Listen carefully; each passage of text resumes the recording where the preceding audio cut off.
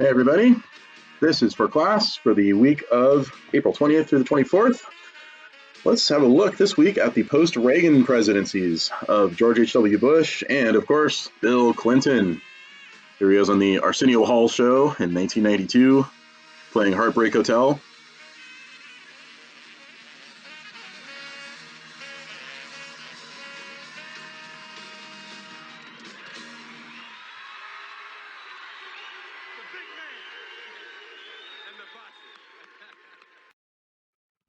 George H.W. Bush, without a doubt, launched the Bush dynasty, you might call it, at least with his two older sons. There they are, Jeb and George W.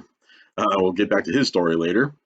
But yeah, the Bushes make this very deep impression on American politics, and George H.W. Bush himself proves to be a very classy politician, kind of a last of his kind. He announced his candidacy in 2008 for the Republican nomination, having been Ronald Reagan's vice president. And so in that way, he was, for a lot of people, the rightful successor. He would be the one to maintain the Reagan legacy as best he could, even though everyone knew that Bush had very different political views than Reagan had. Remember, he had run against Reagan for the Republican nomination back in 1980 and referred to his Reaganomics as voodoo economics. Tax cuts? That's risky behavior. That creates deficits. But Reagan still appointed him vice president anyway. So now the expectation is that he will keep the ball rolling on all the prosperity and all the goodness of the 1980s. He chose as his running mate Dan Quayle, who captured much of the very religious, socially conservative side of the Republican Party. He's a former representative from Indiana, and really appealed to that segment of Reagan's support that was always in a little bit of tension with the more mainline Republicans and the more fiscal conservatives, the social conservatives. On the Democratic side, the Democrats nominated a very poor candidate, Michael Dukakis, governor of Massachusetts. And Dukakis had just a very odd way of doing politics. He was good at local politics, but not so much on the national level. And so he ran a weak campaign. He had this reputation for being very weak on crime, which was still a very major issue, even though it's not something that really touches on presidential politics so much. But indeed, he had worked with the state legislature in Massachusetts to abolish the death penalty. He also had a very average kind of view of military affairs of the Cold War. He was critical of Reagan's defense spending. Now that he's seeking the presidency, though, he had to prove to voters that he would take a hard line on the need to fight the Soviets in the Cold War. And to show that, he did a very unusual stunt. He borrowed a tank from the Massachusetts State Militia and drove it around on a lawn, looking really quite ridiculous. It was a major flop. Dukakis didn't have much of a chance. And so it fell to Bush in 1988. Pretty much a landslide for him. What happened, though? How did he fulfill the expectation that somebody put on him that he would maintain the Reagan legacy? Well, he kept around a lot of Reagan's top advisors. Probably the most prominent was Dick Cheney, as well as Colin Powell and many cabinet members who had been on Reagan's cabinet as well. The major event, though, that was so important for his presidency was the collapse of communism. First, Lithuania went. Huge demonstrations in the street. The assembly met and passed articles of secession from the Soviet Union, and the Soviets did nothing. What next? Soon after Lithuania came state after state after state in the Soviet bloc. Protests and demonstrations in the streets, and assemblies meeting, and new constitutions drafted, and all of these former Soviet bloc countries declared themselves independent of the Soviet Union. And again, the Soviets did nothing.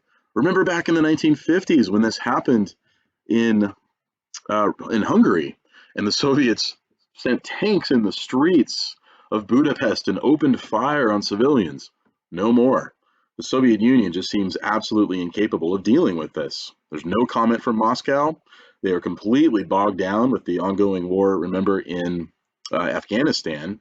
And then it finally happens in East Berlin. It's announced on state TV and across East Germany that passes will be granted for those who wish to go over to the West in West Germany and visit relatives, on the expectation, of course, that they will come back. And right away, someone asked, well, how soon will these passes be granted in this famous press conference in East Berlin? State officials said, immediately. So do you need a pass to cross over? Not necessarily. Total confusion. Nobody knew what was going on in East Berlin. And suddenly this flood of East Berliners and then people from all over East Germany came to the Brandenburg Gate. And there the guards, who just a matter of weeks before were ordered to shoot on sight anyone who tried to cross illegally into the West, stood around looking very confused. This was it. The division between Germany was collapsing. And so the wall came down. Nobody, even the matter of a couple of years before, could foresee this happening, except, of course, Ronald Reagan, remember. Reagan predicted that the Soviet Union would collapse, that all of the Eastern Bloc states would be independent, and nobody thought this was possible. But Reagan was sure it would very, very soon. And so it did. I distinctly remember this as a kid, watching this on TV. You grew up in the 1980s, and the Soviets and us, that's like the whole way you explain the world, right? It's a bipolar world. Everything makes sense in terms of us and them. But now, the them is gone as communism slowly collapses, and the wall comes down and Germany is reunified. Mingling among the crowds, a photograph resurfaced years later of a KGB agent dressed in plain clothes, ditched his uniform, mingling with all of these East Germans, watching this happen in total disbelief. Indeed, it was young Vladimir Putin. We'll tell his story more later. But what about the Soviet Union itself? All of its satellite states, all of its Eastern Bloc states are declaring their independence. This was partly due to Mikhail Gorbachev's policy of perestroika. Perestroika was the plan of altering the Communist Party's policy in the way that it governed Russia, of opening it up a bit more to the global market and Western stores and Western this and that, making their way into the Soviet Union. The first McDonald's opened in Moscow about this time, and the lines of people stretched way, like miles back. The first blue jeans became available in Soviet-run retail stores, and they just sold like crazy. People just couldn't get enough of Western stuff. All the confidence in Soviet collectivism and state-mandated economic policy just was declining so fast. Perestroika, though, for Gorbachev was a way of modifying communism, of updating it to the times, of trying to help it go forward. Quite in contradiction to the teachers of communism themselves. There's Marx, Lenin, and Stalin insisting that communism must go that way, and Gorbachev insisting, no, it must go that way. The suspicion was that perestroika would be one of those reforms that would spell the end of Soviet power. The domino effect, it used to be thought, would run in the direction of state after state collapsing to communism, and pretty soon the whole world goes communist. Now it seems to be going quite the opposite direction. And then parts of the Soviet Union that had not even been Eastern Bloc countries, parts of the Soviet Union that had been part of Russia back in the days of the czars, declare their independence. And we get these new nations in the world that no one had ever even heard of. Kyrgyzstan, Kazakhstan, where in the world are these places? They too, though, declare their independence. And again, the Soviet regime does nothing. One of the most important steps in perestroika, though, was the granting of alternate political parties. And the main leader of the opposition party to the collapsing Communist Party was Boris Yeltsin. And the party immediately called for presidential elections across Russia. And for the first time in years and years, the Russians had free and fair elections, and an opposing party was elected. What does this mean for the communists? Immediately, tanks in the streets, the military coup backing up Boris Yeltsin, and him standing on top of a tank explaining the situation, that we are simply making a transition of power. The people of Russia no longer believe in communism. And then the monuments come crashing down. The old hammer and sickle, the old giant statues of Lenin and Stalin. Communism is just evaporating. Nobody believes in it anymore. And then it finally happened on the floor of the assembly, where Mikhail Gorbachev tries to make his last-ditch speech to save the communist effort, and Yeltsin ascended and shoved him aside. Your days are over. Nobody wants communism anymore. And so Gorbachev right away signs the papers, basically ending and then outlawing the Communist Party in Russia. Who could have imagined this even 10 years ago?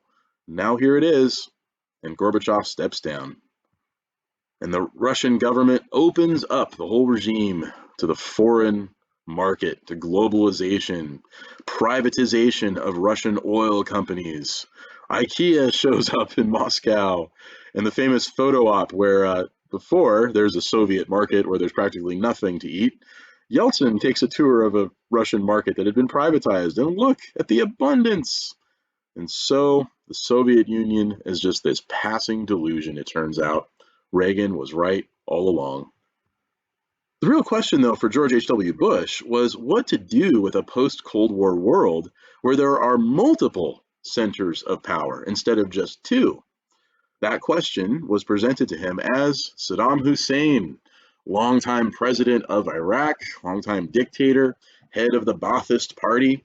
Because of OPEC's tampering with oil prices, and led by the Saudis, the value of Iraqi oil was plummeting, and it was really damaging the country's economy. And so in response, Saddam Hussein mounted up his military and invaded the little country of Kuwait, which sits right between Saudi Arabia and Iraq on the coast of the Persian Gulf, and seized the oil fields and let the Saudis know that they were next if they didn't stop messing with the price of oil through OPEC. Well, what is the U.S. response to this? It is immediately taken as unnecessary aggression, and the United States mounts Operation Desert Shield, where they come and camp out along the border of Kuwait and our allies, Saudi Arabia. General Norman Schwarzkopf is in charge of the operation, and the president gives Saddam Hussein the ultimatum: withdraw from Kuwait or face the U.S. military. But it was very carefully orchestrated at this time by the U.S. president to pull together allies from all Western democratic countries. So it wasn't just the U.S. They were, of course, the leader, but it was a coalition. And that, for George H.W. Bush, was going to be the future of the post-Cold War world now that the Soviets are gone. You will have all kinds of joint operations. The French, the British, the Belgians, the Japanese, everybody would band together in an international security force against any kind of international aggression. It didn't stick, but that was kind of the first guess about what the post-Cold War world would look like. How did Operation Desert Storm go after Desert Shield ended? The United States, leading their allies, swept into Kuwait so fast that Saddam's army had no idea what they were actually dealing with. This was the first ever televised military conflict of its kind. I remember as a kid watching on CNN the news from Baghdad, where the camera crews would be up on top of hotels watching the incoming missiles and explosions and airstrikes against Baghdad and this just devastating American military force. That was exactly when George H.W. Bush came on TV and referred for the first time to what he called the New World Order. The New World Order? It's not the kind of thing you say around conspiracy theorists, because they go crazy with it. What is the New World Order? Well, he was pretty specific. What he envisioned was exactly that: coalitions of like-minded Western democratic countries, or anybody else who wanted to join in and reestablish a peaceful New World Order to replace the former bipolar order. Overall, this war was over very quickly, and it made George H.W. Bush immensely popular. This was his golden moment, especially as the footage of Iraqi soldiers surrendering by the thousands walking across the desert. It was very clear that American military might had its moment to really dictate the terms of the new world order and what that would be. It was very possible that after the collapse of the Soviet Union, we were looking at a new American century. We could establish ourselves as a unipolar world. Would it happen? We shall see. In terms of domestic politics, though, George H.W. Bush had to face the real problem of the widening deficit and the growing national debt, which, of course, in those days was minuscule compared to $24 trillion we have today. But this is back when deficit and debt politics still really mattered. He had made the infamous campaign blunder in 1988, and again in the early years of his presidency, saying no new taxes. In fact, read my lips, no new taxes, he said during his campaign. But then the deficit really snuck up on him, and by the time it approached $132 billion, he realized, That's not really going to work. We're going to have to raise taxes to close the deficit. At this time, because he wasn't as much of a Reaganite, he didn't really think about trying to get the federal government to cut the spending. It really was all about the revenue. We mentioned Ronald Reagan's Supreme Court appointees, especially Robert Bork, and the fact that the Senate, and the Senate Judiciary Committee in particular, really showed its willingness to go after judicial appointees, not because of their incompetence, but because of their ideology. Well, when Thurgood Marshall announced his retirement, right away, George H.W. Bush thought it was appropriate that he appoint another African American to replace Marshall. Marshall, you remember, had been uh, involved in the Brown versus Board decision, NAACP attorney. He was appointed by Lyndon Johnson to the Supreme Court as the first African American on the court. And so Clarence Thomas was selected. But Clarence Thomas was very conservative, way more than Thurgood Marshall was. And in fact, he was highly critical of a lot of the affirmative action cases that had come out of the U.S. Supreme Court. But that wasn't so much the problem compared to a former staffer who came forward. Her name was Anita Hill, and she testified under oath that Clarence Thomas had made all kinds of lewd sexual passes at her, that he had propositioned her for sex, that he had pursued her relentlessly, even though she was married, and so was he. And she said, to this day, she continues to say that that is exactly what happened. Thomas said, "No way. Anybody who knows me knows this isn't true. Any women who've worked for me will testify on my behalf." And he famously called this a high-tech lynching, which wasn't the best choice of words. Still, though, it became very clear to the Senate, and even a lot of Senate Democrats, that this was a bit much. The evidence of a single individual just wasn't enough to vote him down. Now, as we'll see with the Brett Kavanaugh hearings that we saw a couple of years ago, it does seem more likely that the testimony of a single individual really can derail confirmation hearings. Even though Kavanaugh was appointed, things might have been different had it been a bunch of Democrats on the Senate Judiciary Committee.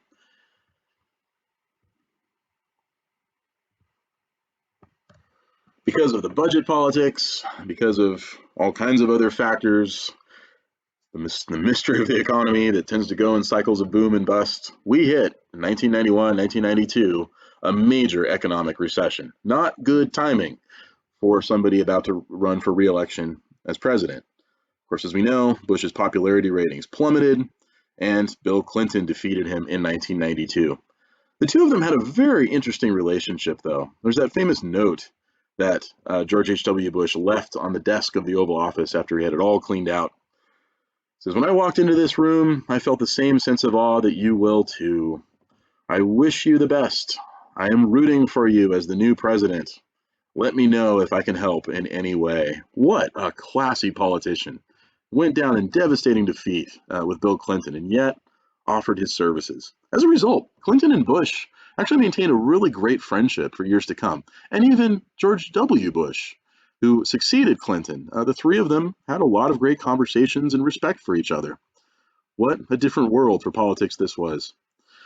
Bush Sr., as we know, had a very active retirement for years. He went skydiving. He hung around a lot, D.C., but really kind of stayed out of the business of George W. Bush when he became president. Didn't have a lot of advice for him, even though W. went in a very different direction than his father had. And in his old age, he was deeply respected by everybody of all sides. There he is at John McCain's funeral just a few months before his own death, with the Obamas, with the Bushes, with the Clintons, Mrs. Trump, First Lady, but where's Donald? Who knows? He was doing something else. But still, George H.W. Bush represents a sort of classiness in American politics that we would do well to recover. But what about his successor, Bill Clinton?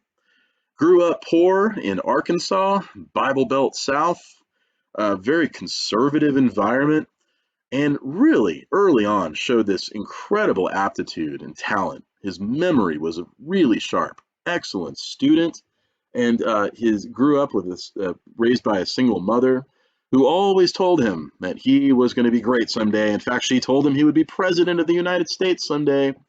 She remarried, and Bill took his stepfather's name. Clinton wasn't actually his original name. He started getting involved in local politics pretty early on. He organized the Young Democrats Club in the 1960s and met John F. Kennedy when he was on campaign. This just very important moment in his life. And then, of course, he went away to Oxford, came back to law school, and met Hillary Rodham. Hillary Rodham came from outside Chicago. And she grew up also kind of a lower working class, upper Midwestern family. She too, though, had this tremendous ambition to make something great out of herself. Attended a church, a Methodist congregation, where the pastor was very, very focused on social justice. And that was his distinct interpretation of Christianity. And he brought a busload of kids, including young Hillary Rodham, to the south side of Chicago, in a predominantly black neighborhood in one of the large black churches, to hear Martin Luther King speak. And she was in the front row and was so mesmerized with King. And, he's a magnificent speaker, and really made this the moment that she would dedicate her entire career to public service of some kind or another. Went off to law school, where she met Bill and got a law degree, but not without solidifying this relationship with Bill, then with wild long hair, his famous photograph. I'm sure you've seen it before. And you got to wonder how different her career might have been had it not been for that. What finally happened? They did go their separate ways, kind of broke it off.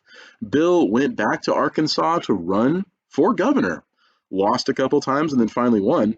Hillary Clinton, though, took her law degree to Washington, D.C., and she was actually on the committee that was in charge of bringing charges against Bill Clinton against Richard Nixon in the Watergate investigation. So she's got a heck of a career ahead of her. And then she did something very unusual. She packed up after the whole investigation was over. She left the law firm that she was working at, much to the shock of all of her friends, and she drove to Arkansas to marry Bill. Again, what a different story Hillary might have had if it weren't for that. Who knows? We might have had a President Rodham already. I don't know. But she went to Bill and married him, who was then governor of Arkansas, and stood by his side. She continued to attend a Methodist church, even though he was a Southern Baptist. She would go to church twice on Sunday morning. She started to adopt the Southern drawl, sounding more and more like a native of Arkansas. And right here is where you kind of see Hillary Clinton learning to adapt to her environment in some interesting ways, being less and less herself and more whatever she needs to be to advance her husband's career and then finally her own. Bill Clinton announced his candidacy for president in 1992, having been involved in the Democratic Party for many years. Remember, he helped Jimmy Carter write the famous Malaise speech. He organized the Democratic Governors Association. And so, yeah, he didn't seem like the most likely candidate. There were much stronger Democrats at the time. The thing that really sunk him, though, as soon as he announced his candidacy was, of course, the stories about the affairs. The first story was broke by a tabloid called The Star, not a reputable publication by any means. But the story about Gennifer Flowers really started to catch on, especially as other people came forward to more mainstream media outlets, and more reporters became increasingly interested in the Gennifer Flowers story. And then a lot of other women claimed that they too had lurid extramarital relationships with Bill Clinton, even though he was married, even though he was in the public eye as Arkansas governor. Well, finally, it happened. 60 Minutes, the TV show, invited the Clintons on to ask them about these allegations. And at this point, Clinton is really at the bottom of the polls. He doesn't look like he's going to be the Democratic nominee. But what happens in this interview? You can pull it up on YouTube. It's quite stunning. Clinton denies every allegation. He says this is just an attempt to smear him. How dare they say this about us? We have a perfectly fine marriage. And even if we didn't, it's none of their business, because the purpose of the presidency is to govern. It's not to have happy, healthy marriages. And then Hillary chimes in. I stand by Bill. I respect him. I love him. And I believe that all of these allegations against him are completely unwarranted. And then his approval ratings shot up so fast because they came off as this warm, loving couple being victimized by the media for political reasons. And then what happened? He made a major comeback in the primaries. He lost some of the earlier primaries, really looked like he wasn't going to make it, especially as these allegations came out. But then, after the 60 Minutes interview, he caught up and won the Democratic nomination, beating out many of the other contenders. And so it's Bill Clinton. He chooses as his running mate from Tennessee, longtime Senator Al Gore.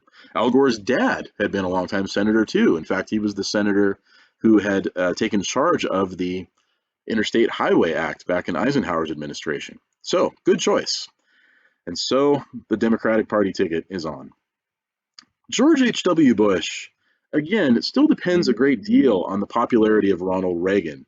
That was a little too much to bank on for him. Something about the post-Cold War world, something about post-Reagan America, it just didn't seem to be the place for a Republican like Bush anymore. The major problem, though, was the third party candidate, longtime Texas oil billionaire Ross Perot. Perot proposed a reform plan for the federal government that just had to do with this radical overhaul of the entire budget process and taxes and everything. Most of his vision was a little bit hazy. Nobody could figure out exactly what he was talking about, other than just something different. But because he was so wealthy, Perot was able to pay out of pocket for a great deal of the cost of his campaign. And he took out these hour-long infomercials on primetime TV. As you can tell, they were wildly exciting. It was Perot making his case for his own candidacy and insisting that we had to have some kind of radical reform, and it did start to catch on. He was viewed as sort of beyond the usual partisan divide. He appealed to the growing number of independent voters. The pivotal moment in this campaign came in 1992 during the 1992 debates, I meant to say. Here you had a three-way debate, Perot, Bush, and Clinton. Now, what did Bush think of this? Bush didn't like televised debates at all. If they were going to have them at all, they ought to be questions. They ought to involve questions from reporters who have the responsibility to ask good questions. Clinton, though, contacted the networks ahead of time and said, hey, how about instead of that, we have a town hall style debate? A town hall is not, it doesn't involve any reporters. Instead, it's just ordinary Americans who come in and they're allowed to ask whatever question they want. Bush said, I don't think that's a good idea because you don't know what people are going to ask. Well, what kinds of questions did they get from ordinary Americans? One question came from a woman who asked George H.W. Bush, how has the deficit personally affected you? And Bush launched into this long economics lecture about what a deficit is and what causes it and taxing and spending and all this, not realizing that what she was actually asking was, how has the recession affected you? Oh, I misunderstood. And before he could even respond to that question, of course, it hadn't affected him at all, Clinton jumped to his feet and said, how has the deficit affected you, ma'am? And she said, well, my friends lost their jobs and I'm worried about the economy. And he looked her right in the eye and just listened like a therapist. He goes, I'm so sorry to hear that. I'm going to make sure as president that deficits don't affect you anymore. Whoops. And then, of course, the greatest question of all came from a guy who went down in election history as Ponytail Man, where he said, so a president is kind of like a father. So are you going to be a good father to the American people? And that's when Bush said, what in the world am I doing here? He looked at his watch. In another debate, he had a question like this and started rubbing his forehead. He just seemed a little out of touch. But what did Clinton do? He said, that's a great question, sir. I'm going to be the best father president I can be. What's going on here? Bush just couldn't believe what was happening. It really seemed like American politics was turning away from political conversation to something like therapy, and he just wasn't cut out for that. Clinton really one-upped Bush, though, by turning away from mainstream media to popular media. He showed up on MTV, back when MTV was a major force in youth culture. And for a long time, they just showed music videos through the 1980s. And all of a sudden, in 1992, they got really political and had candidate Clinton on to talk about the economy, to talk about his vision for young people. And among the questions he got from the audience were, Mr. Governor, do you wear boxers or briefs? And everyone laughed. And I forget what he said, but his response. But still, the fact that Clinton was so willing to play along with popular culture this way, and of course George H.W. Bush was not. He refused to come on MTV. And then of course Clinton went on the popular shows, and like we said, played his saxophone on the Arsenio Hall show. He was tapping into youth culture in a way that no presidential candidate ever had before. And so in 1992, George H.W. Bush goes down in defeat. The United States turns against the Reagan legacy that just seems outdated and irrelevant. It's time for something young and innovative, a new kind of Democrat. And that's, of course, exactly what Clinton said he was, a new Democrat. Inauguration Day, he made a point of distancing himself from the old Democrat. Posterity is the world to come, the world for whom we hold our ideals, from whom we have borrowed our planet, and to whom we bear sacred responsibility. So we must do what America does best. What's that? Regulate? Offer more social services? Complete the social contract and create a great society? No. We must offer opportunity to all and demand responsibility from all.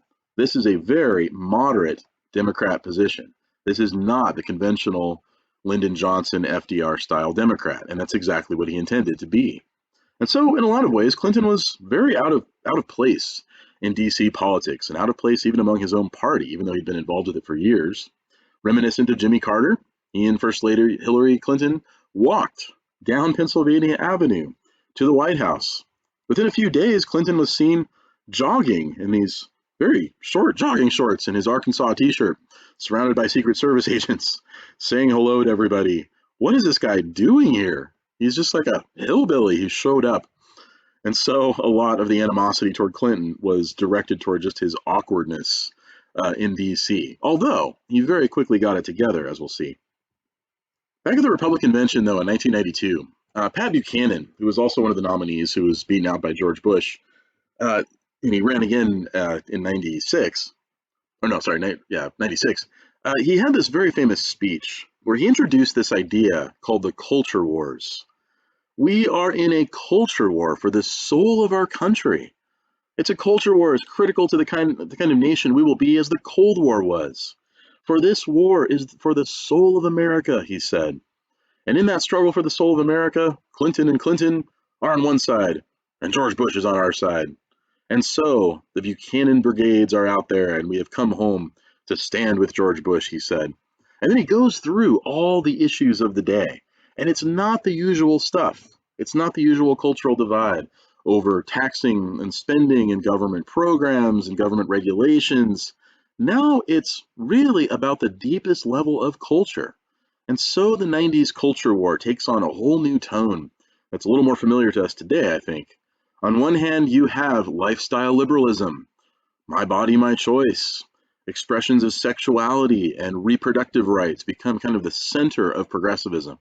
On the other hand, you have the social conservatism of the Christian coalition, of Jerry Falwell, who'd thrown all of his support to Ronald Reagan in the 1980s, of Ralph Reed and the Christian coalition, and this huge push to social conservatism. And so, again, it's not the usual discussion that we see. It goes way, way deeper than that, to more fundamental aspects of American life, of our bodies, of sexuality, of spirituality. The media was very prominent in this too. You had the mainstream media, take Dan Rather, Peter Jennings, the longtime reporters of the major news networks. But then you also saw the rise of talk radio. This was the golden age of Rush Limbaugh and the right-wing media and the huge push for conservatism turning to alternate platforms to get its ideas out there. And of course, talk radio was the way. All through the 90s, Rush Limbaugh would be on the radio daily for 3 hours, just hammering the Clinton administration on everything he could. Part of this had to do with the growing doubt and distrust of government that occurred following the end of the Cold War and the early years of Clinton's administration. There was a lot of reason to doubt. There were a lot of questions that were left unanswered. You see it first drop during the Johnson administration, following Kennedy's assassination. The fact that there seemed to be a cover-up, the fact that the government couldn't seem to solve the social problems it purported to solve, and then, of course, Watergate made it sink even deeper. So yeah, these eras of distrust of government are really distinct. You see the spikes during Bush Sr.'s presidency and then George W. Bush. Those were, of course, major military conflicts. People tend to have greater trust for the government when there is a conflict of that kind, especially after 9/11. But yeah, Clinton came into the presidency at a time when Americans were very doubtful about the presidency. And so the conspiracy theories went wild in the 90s. The Clinton Chronicles came out. You could order the VHS tape, this is before the internet, and get this documentary about how Bill Clinton supposedly had personally murdered people when he was governor of Arkansas, that there was drugs flowing into the governor's mansion, the stories just spinning like crazy, and all the conspiracy theories about the Clintons. And then you had, early in his presidency, that spring, the Branch Davidian episode. A raid on a compound outside Waco, Texas, of a strange cult that followed this guy, David Koresh, who claimed to be Jesus Christ himself, and his followers were absolutely devoted to him. And he had a massive stockpile of fully automatic weapons. What's going on? The Bureau of Alcohol, Tobacco, and Firearms was ready to arrest him and search the premises, and they finally got a warrant from a judge, and they bungled it so bad. The FBI had to come in, and then there was a firebomb, and no one could figure out who started it, and the whole thing just spun out of control. And something like 160 of these Branch Davidian followers were killed in the fire, including Koresh himself. Much of the blame for this came down on Attorney General Janet Reno. Had she overseen this? Did they take the steps necessary to protect people inside the compound? The distrust of government is really bad in the 1990s because of things like this. To make matters worse, Clinton had a very rough time with the media. He didn't call too many press conferences. He was much better at speeches given directly to the American people, State of the Union addresses, addresses from the White House. As far as taking questions from reporters, though, he would just bungle it again and again and again. His cabinet appointments were an odd choice. A lot of Democrats who had been really on the outside of things for many years. No surprise, I mean, you'd had Republicans like forever. The Carter administration had a few Democrats, but most of the Democratic Party insiders had been in the wilderness for years and years. And so nearly all of his appointees were very inexperienced people. Still, Clinton stayed the course with his proposal for the New Democrats, and he still, to this day, heads up the New Democrats. Barack Obama is very much a New Democrat, and a handful of people in Congress. What are New Democrats? They're those who are willing to moderate their liberal views in an attempt to capture middle-class values. They are doubtful about the welfare state left over from the Great Society. They can see the need to reform it, to try to redesign the role of government in American life. It should have a certain extent, that's true, but not quite the extent that Democrats of the past had. Old Democrats, they're still very liberal, they still believe in expansive government power, but their ideas are kind of dusty and worn out and ideological. It's time to loosen up a little bit, capture middle-class values, do things that can achieve bipartisan support. So yeah, you hear glimmers of Barack Obama in this, and that's absolutely true, though I think, as we'll see, the difference is Clinton was more of an ideological New Democrat, whereas Obama was more of a pragmatist New Democrat. So what does being a New Democrat mean exactly? Well, right away the question comes up, as Commander-in-Chief, in consultation with the Joint Chiefs of Staff, where does he stand on gays in the military, which was a very hot issue in the 1990s. There were a lot of gays and lesbians who enlisted in the military and served and just kind of kept a low profile, but what about the handful who didn't? All right, how about this, Clinton said, after several weeks of deliberation and leaving everybody hanging. Everyone expected, okay, he's going to ban it as a New Democrat, and he's going to maintain it in terms of gay rights. Well, instead, he worked with the Joint Chiefs to come up with the concept of don't ask, don't tell. Your recruiter will not ask if you're gay, neither will your commanding officer, if you just don't tell. Truce. Truce between the military and the culture war. How about that? And so don't ask, don't tell was implemented right away. And Clinton always trying to capture the center, middle-class values, always trying to understand where the middle actually is in political disputes. But what about that growing deficit, which a lot of people thought was the cause of the recession in 1992, though there's little to indicate that.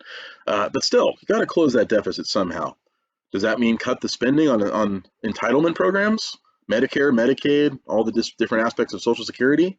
No, no, no. That's what Reagan tried to do and he failed. Let's be more realistic. These are vital programs for the American people. What we need to do is close the deficit by raising taxes. He said this during his campaign, and that's when everybody thought, oh, he's done. Americans are never going to go for raising taxes. But it worked on a simple logic that we have to pay off what we spend. And so Clinton persuaded Congress to raise all kinds of taxes to close up that deficit within the target year was 2002. And so he signed into law the first ever tax increase of its kind. We hadn't seen anything like this for years and years. We'd seen tax cuts during the Reagan administration. We'd seen Reagan veto Congress's attempt to raise taxes. Remember holding up his veto pen and threatening. But we never saw tax hikes quite like we saw with Bill Clinton. This created enemies on both sides. A lot of congressional Republicans, especially Senator Robert Dole from Kansas, really embodied the enduring Reaganite vision of lowering taxes, stimulate the economy. And when you grow a middle class, then you have a broader tax base to pay down the deficit. You don't do it by gouging upper class people. And then on the left, Joe Biden and Ted Kennedy became kind of the leading figures of progressivism among congressional Democrats at the time. Clinton enjoyed Democratic majorities in both houses early on, the first 2 years of his term. But still, a lot of those Democrats were further to the left than he was. And so Clinton is embattled on both sides. The proposals of the new Democrats just don't really stick with Republicans or old Democrats in Congress. Still, he managed a few major successes. The North American Free Trade Agreement had been negotiated by George H.W. Bush, but not signed, not ratified by the Senate, as a treaty has to be. The plan was that Mexico, the United States, and Canada, the three major countries occupying North America, would open up their trade barriers. They would drop the tariffs that they put on each other's goods. And so we would encourage free trade across the North American continent between the three countries. And that would create a great deal of jobs and economic opportunity. Al Gore went on Larry King Live to debate this question with the defeated Ross Perot. Perot was an economic nationalist, and that was one of his major appeals. We would protect American goods by backing out of all kinds of trade agreements, of installing protective tariffs, very much like Donald Trump's policy today. But Gore insisted on the need for opening up trade, for opening up the North American continent to free trade. And at last it succeeded under popular pressure and the appeal of NAFTA, and even support from a lot of congressional Republicans. The Senate ratified it, and so it was official. And so all the trade barriers between the three big trading partners in North America were lowered.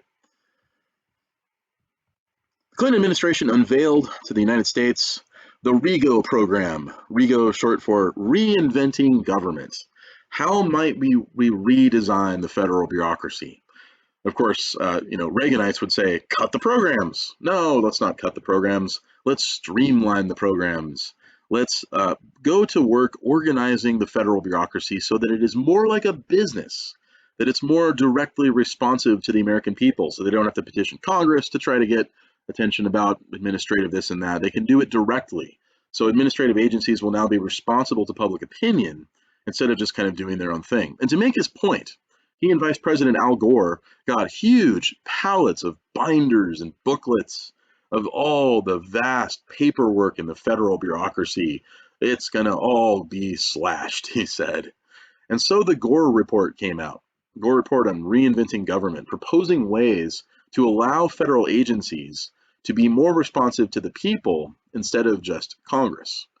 That all sounds great. The transparency, the idea that government will work with the people, except for what happened with First Lady Hillary Clinton.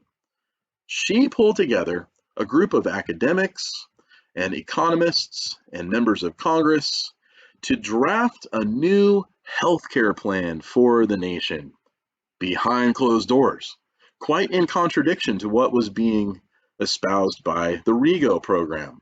So on one hand, we're going to open up government to the people and make it more transparent in all federal agencies. At the same time, First Lady Clinton is secretly meeting to draft a new healthcare program that would overhaul all of American healthcare.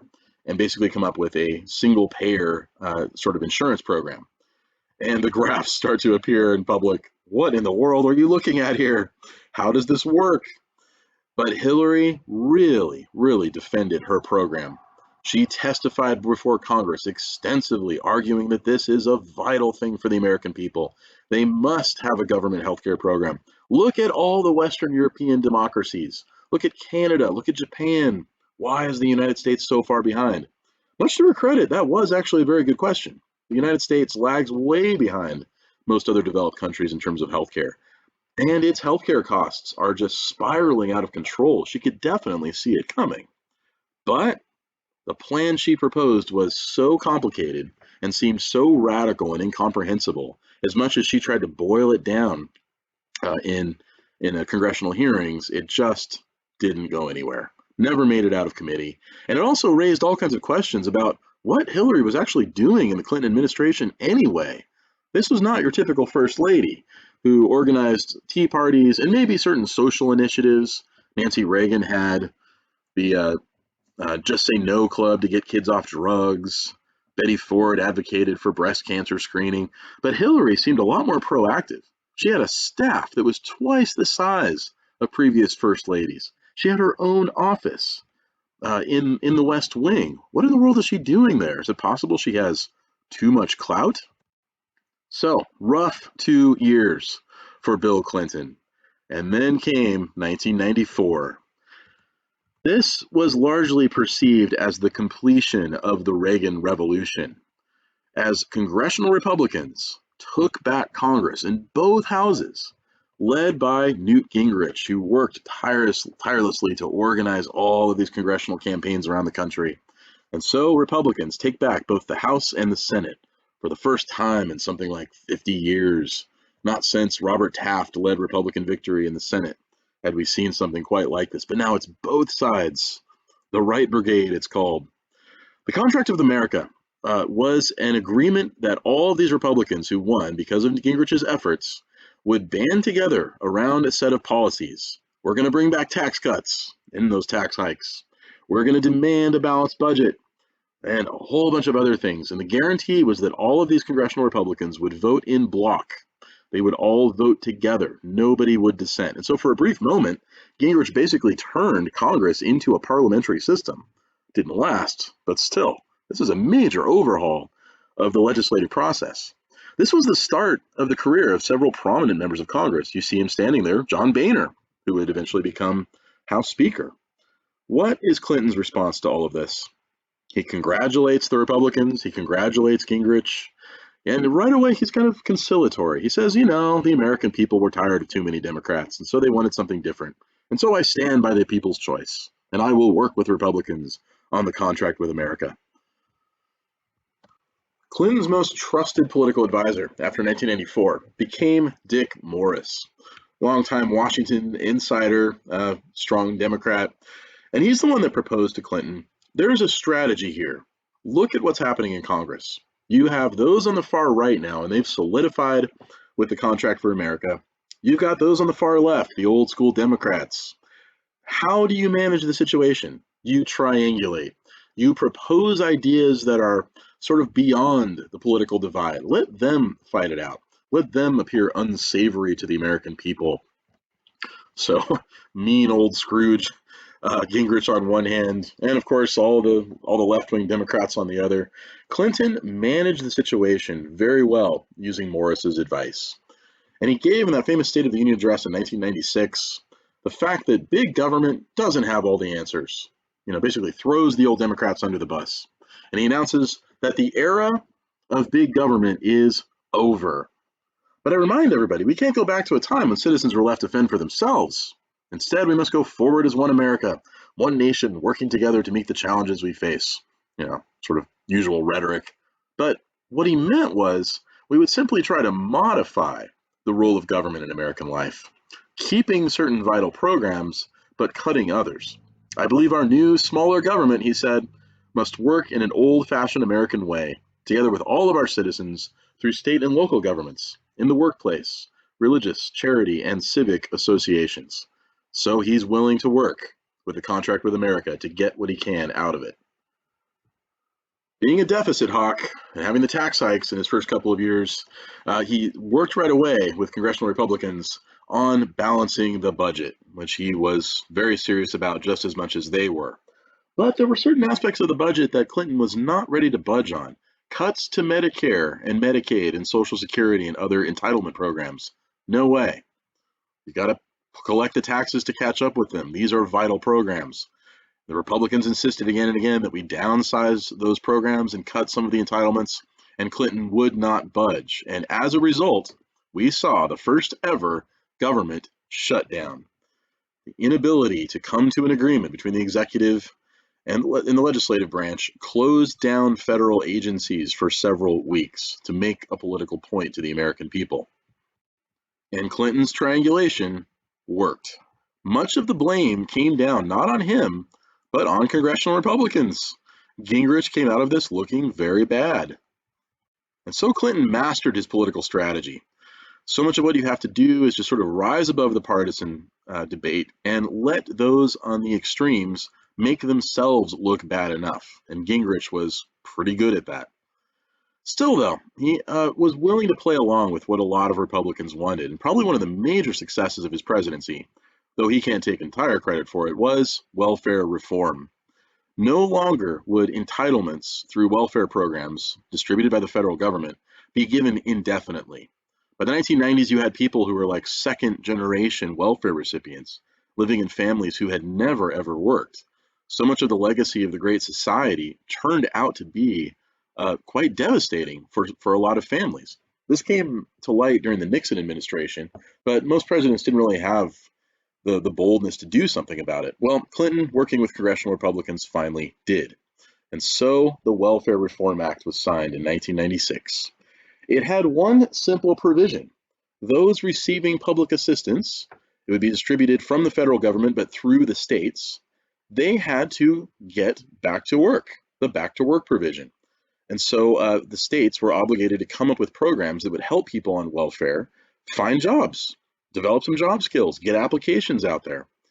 And so that was about it. That alone, though, as we'll see, had a huge impact on welfare dependence. People really did get back to work and get back on their own feet. Now, Clinton had opposed this early on. In the first couple of years of his presidency, he actually vetoed it. Now he signs it into law, claiming that it was a little heavy-handed and he didn't agree with everything in it, but still, it's a great idea. And he pretty much took the credit for it, even though it was congressional Republicans who were proposing it in the first place. Once again, when it came to triangulation and being a new Democrat, he took a position on the culture wars when it came to sexuality, especially as the state of Hawaii granted its first ever civil union to same-sex couples who were married in the state. Their marriages were not recognized by the state, they were recognized by religious organizations or whatever, but the state was granting them civil unions. And so a lot of social conservatives said, whoa, this could lead to, guess what, same-sex marriage. And so the pressure was on Bill Clinton to do something, or pressure on congressional Republicans anyway, to do something about this. And so they passed the Defense of Marriage Act, a very simple piece of legislation that just said marriage shall be between one man and one woman.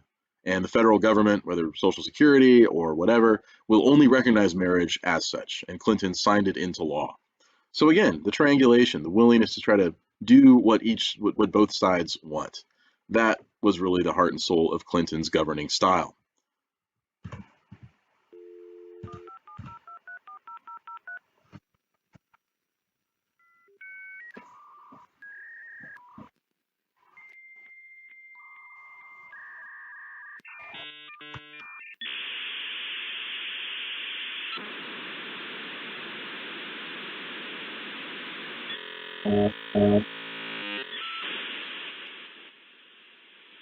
That's the sound of the future in the 1990s. The internet made its way into the mainstream of American life. What to do with this thing?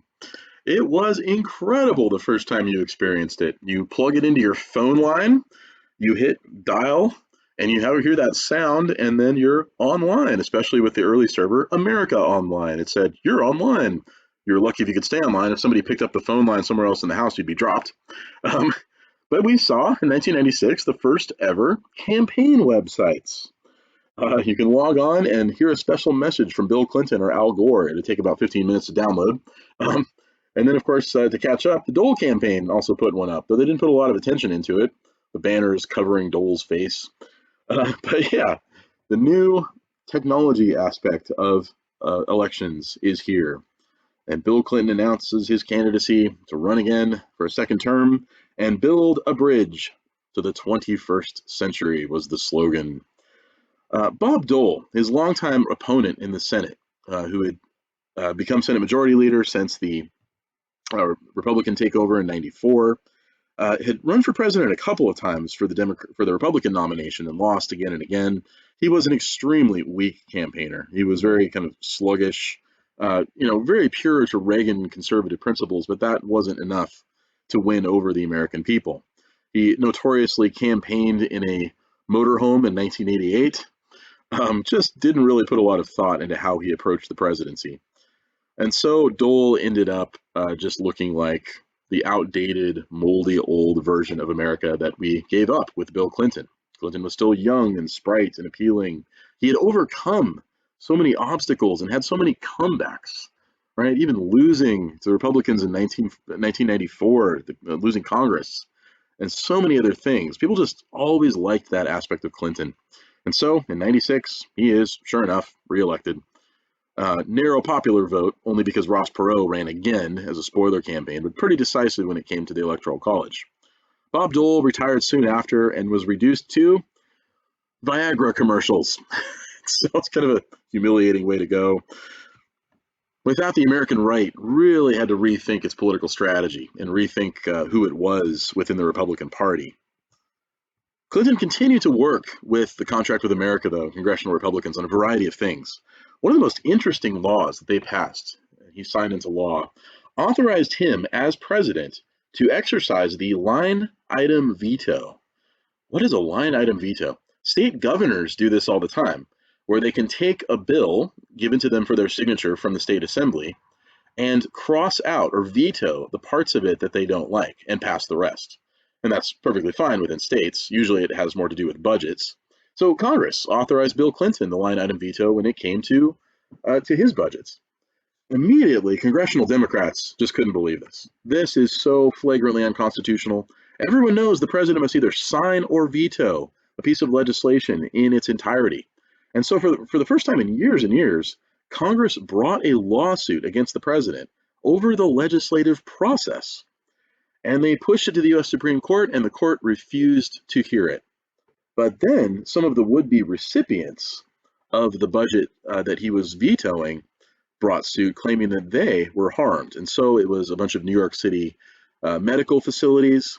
It was a bunch of Idaho potato growers. They all brought a class action suit in the Line Item Veto Act. And indeed, Congress said they're right.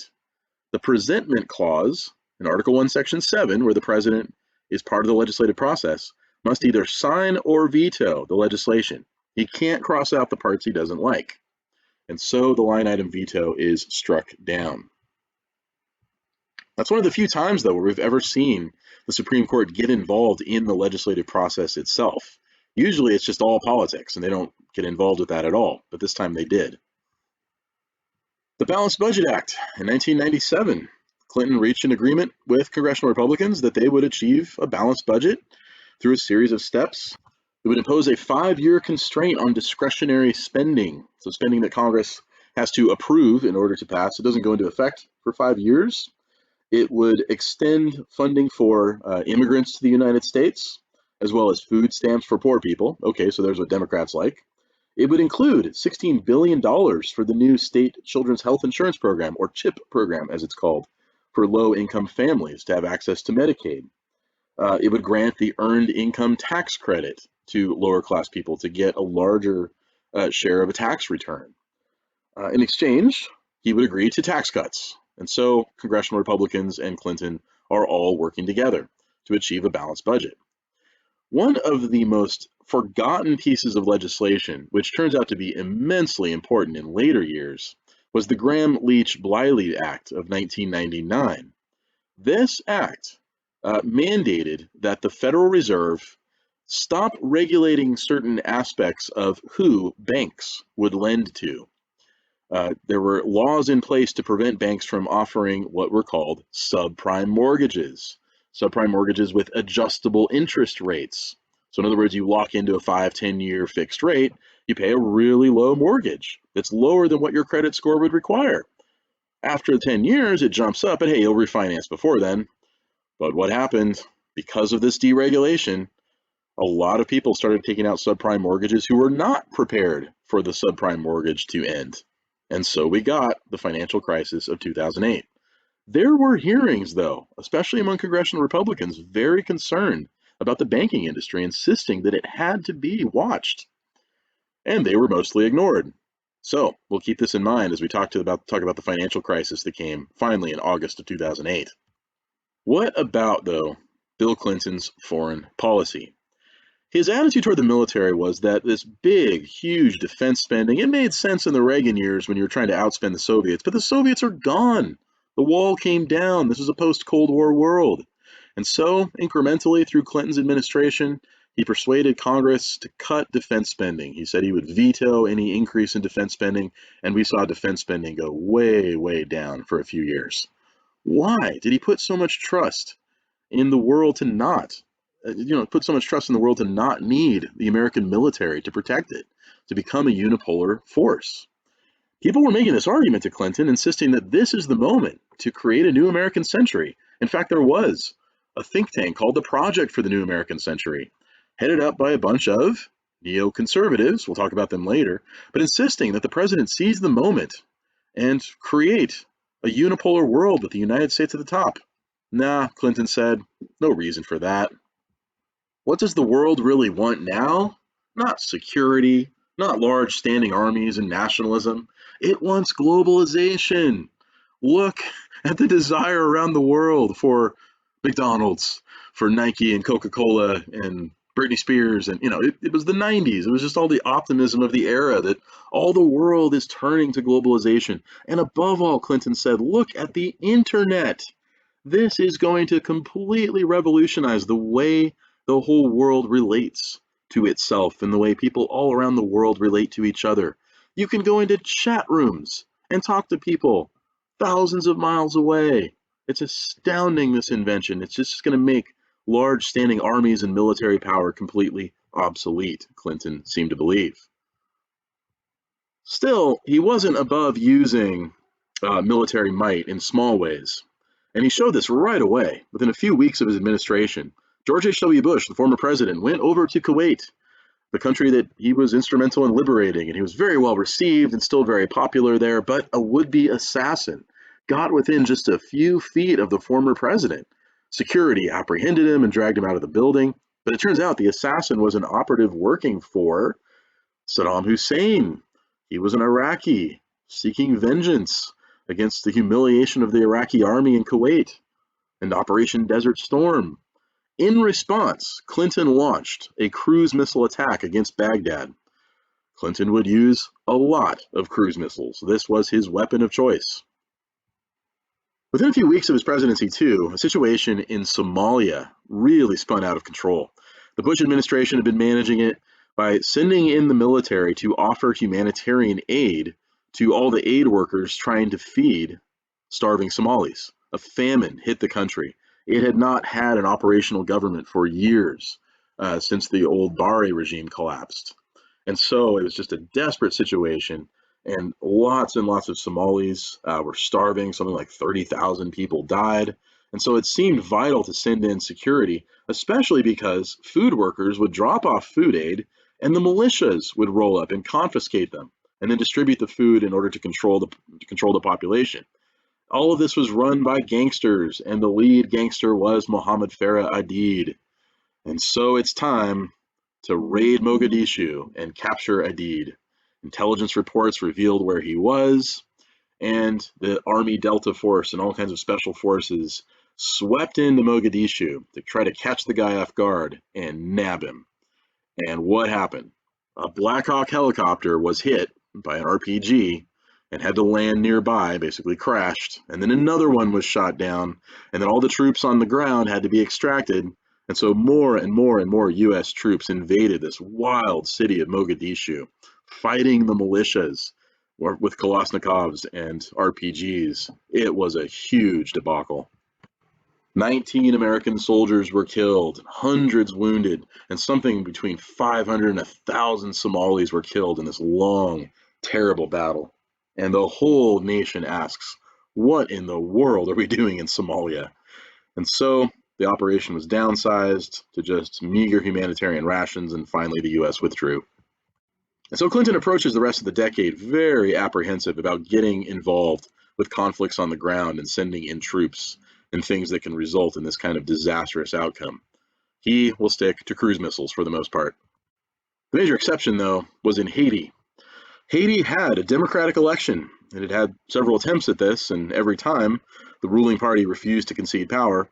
Well, it finally happened that Jean Bertrand Aristide was elected as the Haitian president and was refused entrance into the presidential palace, refused his office by the ruling party. He fled to the United States, and Clinton right away said that he would offer American military might to install Aristide. And so the United States invaded Haiti in 1995 to secure the nation and make sure that Aristide was put into power. You see one of his campaign billboards in the background there. He won the election, but the only way he's going to take office is for the United States to invade. This was one of several times, at least a dozen times, the United States invaded Haiti. Later, the U.S. would invade following a devastating hurricane and an earthquake. Earlier, they invaded for other political reasons. Haiti is indeed the most invaded country in the world for the United States. And so, even as Clinton puts great trust in globalization to overcome the world's problems, he's not above using military force when necessary in the 1990s. And the idea starts to develop that he perceives the world as, it's like a giant shopping mall. It's all trade, it's all commerce, it's globalization. What is the military then? Well, they're the mall cops. They're the police force that's sent in to round up the hooligans harassing shoppers. That's really all the military seems to be for Clinton. Things are trickier, though, in the former Yugoslavia. For many years, the country was ruled by communist dictator Tito, never in direct connection with the Soviet Union. The Soviets didn't really want Yugoslavia as part of their Eastern Bloc, but still, it went communist all the same and got some sort of modest Soviet support. When the Soviet Union collapsed, the Yugoslavian regime did as well, and the region went back to its very ancient ethnic divisions between Serbians and Bosnians and Albanians and Croatians. All of these people divided by these complicated ethnic, religious, and linguistic backgrounds. All the things that we thought we'd overcome in the modern era. So much of the 20th century was people putting aside their tribal differences and uniting together under a single state. And if it didn't work for liberal democracy, okay, communism would do it. No one expected the revival of these ancient tribal animosities in places like this around the world, and yet it happened. The Bosnians in particular were especially organized and executed this campaign of what was called ethnic cleansing. Basically, genocide, rounding up ethnic Albanians and predominantly Muslims and putting them in concentration camps. And stories came out of this part of the country of them machine gunning mobs of people and slaughtering all kinds of ethnic Albanians. What to do about this? The guy behind it all was Slobodan Milosevic, who was the leader of the Bosnian army and really thought the only way to settle differences within this country was to slaughter the opposition. Thought it just regarded them as subhuman, and this was the only necessary response. And so what is the United States to do? Again, Clinton is very reluctant to get involved in these kinds of foreign affairs, but something had to be done about the genocide. And so he offered air support. NATO strikes against key Bosnian positions, as well as the capital city, to try to bring some kind of ceasefire to this slaughter that was happening in Bosnia. The final outcome was the creation of a new independent state of Kosovo. And so the line was drawn. The Bosnians would have their territory, the Kosovars would have their own new country, and that would be that.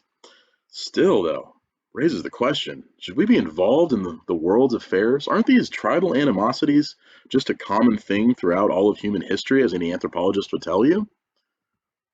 About the same time, in sub-Saharan Africa, the Rwandan genocide occurs. This horrible situation where you have these old tribal divisions in Rwanda, otherwise, fairly stable country, but the tribal divisions between the Tutsis and the Hutus erupted into this horrible episode of violence, massacres of hundreds of people with machetes. Did the United States intervene here to the extent that they did in Eastern Europe? No way. So this made everybody wonder, is this because we just don't care about Africa? Is there racism involved?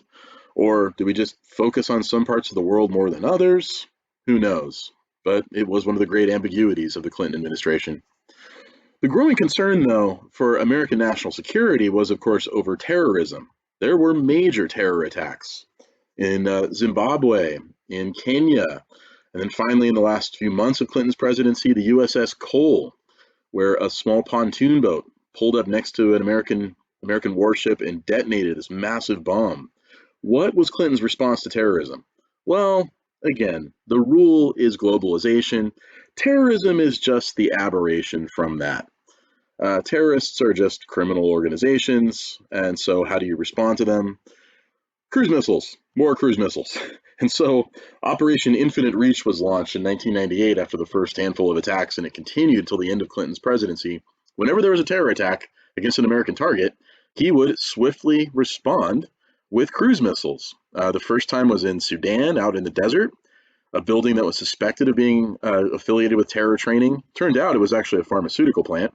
And then, of course, deep inside Afghanistan, Al-Qaeda targets were hit. But that was the extent of Clinton's response. Did we need a more thorough response than that? No, because for him it was more a matter of showing the American people that he was doing something. That, yeah, we heard about this terror attack, that's awful, boom, and the president responded, now let's move on. His focus was almost entirely domestic. And when it happened that the Iraqi government would not cooperate with UN weapons inspectors, they too were attacked with more missiles, just as the impeachment proceedings were beginning. Is that fishy? What brought about Bill Clinton's impeachment? It started with something unrelated to his presidency. It started with the involvement that he and Hillary had been in with the Whitewater real estate firm back in Arkansas. And it was a huge scandal having to do with reselling property at inflated rates and all kinds of things. And supposedly the Clintons were directly involved in it. Now, prior to this time, no one ever thought that things the presidents had done prior to office mattered to their time in office. But that seemed to change with the Clinton administration. And so the independent counsel was called, the independent counsel that had been created under the Ethics in Government Act back in Jimmy Carter's administration to police the government, basically, to investigate violations of ethics, started to look into the Whitewater situation. They never really came up with much with the Clintons, but still, the investigation dragged on and absorbed a tremendous amount of their energy. The independent counsel was headed up by a special prosecutor, which before, back in Nixon's day, these people had been called up sort of ad hoc, but this is a sitting special prosecutor who's always in charge of the independent counsel, who's investigating everybody in Washington for any kind of ethical misconduct and reporting it to Congress. His name was Kenneth Starr. And Starr really looked into a lot of Whitewater, and for several months, it looked really bad for the Clintons. It looked like they had been involved in this scandal, and that this was a deeply unethical thing that they should have been in trouble for, but they kind of got away with it because they were in the White House. That shouldn't be. But in the course of his investigation, Ken Starr came across some other things with Bill Clinton in particular. First of all, there was the long ongoing lawsuit between Paula Jones and Bill Clinton. Paula Jones was a former staffer who worked for Clinton back in Little Rock, and she claimed that he had made lewd passes against her, sexual advances. Now, again, a lot of women had claimed this, but a lot of times they, didn't really get that much attention from the media. Paula Jones, though, claimed that she had all kinds of evidence and witnesses to testify, and a lot of other women who'd come forward to say this. And she demanded that Clinton respond to this lawsuit and that he owed her damages, the psychological harm that he caused her. Well, finally, the lawsuit reached the president, and he turned around and replied to the lawsuit, appealing to the U.S. Supreme Court, saying that he had executive immunity. Now, remember, Richard Nixon claimed executive privilege, that he's insulated from investigation. Well, the court said no in U.S. v. Nixon. So now the question in Clinton v. Jones is, okay, does he have to respond to a lawsuit over a civil suit, as it was in those days? So does he? Well, the Supreme Court said, no, there is no executive immunity. Sorry. And so he had to show up for court. But instead of doing that, he very quickly got his attorneys to contact Paula Jones and paid out some massive settlement. But still, the fact that he is fair game for not just independent counsel investigations, but federal courts, means that he's also fair game for what was uncovered with Monica Lewinsky. What's going on here? Monica Lewinsky was a White House intern. She was young, right out of college, kind of starry-eyed, looking forward to her political career in Washington. And she worked very closely with Bill Clinton, and he sent her all kinds of gifts and kind of seduced her, and she went along with it. And turns out he was doing it entirely for sexual favors, not so much a love relationship that she thought it was. And it's really kind of heartbreaking when you hear the whole story later, that she really thought the president was in love with her and he was going to leave Hillary and run away with her, when in fact he had no such intention. Well, all that came out later. The early days of the investigation, what happened? Clinton denied it. He said he knew Miss Lewinsky, but he never had any sexual relationship with her. But witnesses said otherwise. Linda Tripp came forward to the special prosecutor with recorded phone conversations she had with Monica, where Monica told her everything that went on with she and Bill. And she handed them over to the special prosecutor. Still, the Clintons stood firm. Hillary went on the Today Show with Matt Lauer and really defended her husband. From my perspective, she said, this is part of a continuing political campaign against him. This is all about politics. It's just like they did back during the election. Same thing now. I mean, look at the very people who are involved in this. They've popped up on other things. The great story here for anybody willing to find it and write about it and explain it is the vast right-wing conspiracy. One of those phrases that Hillary Clinton gives American politics that sticks with us today, and we'll see some others as we move along. But what finally happened? Clinton was subpoenaed, as was Monica Lewinsky, subpoenaed to a federal court to testify, to answer questions before a federal grand jury. Because of Clinton v. Jones, because he did not have executive immunity, even as a sitting president, he too had to testify. And it is grueling to watch. I'd play a clip, but it's kind of lurid. But if you want to watch it yourself, you can find it on YouTube. But lots of detailed questions about Clinton's sexual involvement with Lewinsky, comparing what she said under oath to what he said. He insisted again and again, no, I was not involved with her. But then came the evidence. A dress that she wore that had DNA evidence on it that would directly connect her with a sexual relationship with Bill Clinton. All right, now he had to come clean. Who broke the story? An obscure website, a journalist, kind of obscure guy who hung around Washington, D.C., named Matt Drudge. This was the launch of the Drudge Report when he found out about the dress and the DNA evidence. And so the Drudge Report broke the story about Bill Clinton's sexual relationship with Monica Lewinsky. No more denying, it's all true. And so Clinton had to come clean and come forward. And he said, yes, I did indeed have a relationship with Miss Lewinsky. It was wrong, and I'm sorry. He just spilled his guts and said it was wrong. He did it to protect his family, which is sort of understandable. But still, this was a major disgrace for the American presidency. What finally happens with Congress?